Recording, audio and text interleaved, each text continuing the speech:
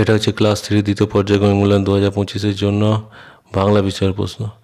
1-এর দাগের সঠিক উত্তরে টিক চিহ্ন দাও। নৌকার মালিকের নাম মধু। সকলে মিলে আনন্দে দুঃখে হাসিতে হাততালি দিল আনন্দে। গ হচ্ছে বাবুই তাল গাছে চমৎকার বাসা বাঁধে। পরীর দল খোলা আকাশের নিচে ডালে ডালে থাকে। আরাম কবিতাটি ভোরের বেলার কথা বলা হয়েছে। 2-এর দাগের হচ্ছে উপযুক্ত শূন্যস্থানে শব্দ বসাও। হঠাৎ আওয়াজ করে ডাল ঝাঁপিয়ে পড়ে জলে।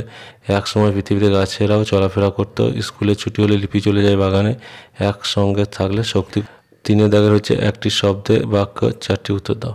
রামকে বনবাসে যেতে হয়েছিল কেন? পিতৃসত্য পালনের জন্য রামকে বনবাসে যেতে হয়েছিল। দুপুরবেলা মাছের সঙ্গে কার লড়াই চলছিল? গ হচ্ছে গাছেরা কিভাবে বুড়ো লোকদের উপকারে আসে? বুড়ো লোকেরা গাছের ডালে বসলে গাছ তাদের পৌঁছে দিত গন্তব্যস্থলে।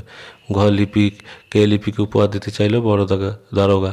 হিঙ্গ হচ্ছে হিংসুটির বয়স কত? এখন 7 বছর। আমাদের চ্যানেলে এরকম পরীক্ষার কোশ্চেন রিলেটেড ভিডিও অনেক দেওয়া আছে। প্রত্যেক ক্লাস ওয়াইজ আলাদা আলাদা ফোল্ডার করা আছে। যে ক্লাসে পড়ো সেই ক্লাসে ফোল্ডারগুলো ফলো করবে এবং চ্যানেল নতুন হলে চ্যানেলটিকে সাবস্ক্রাইব করবে এই ধরনের ভিডিও সবার আগে পাওয়ার জন্য।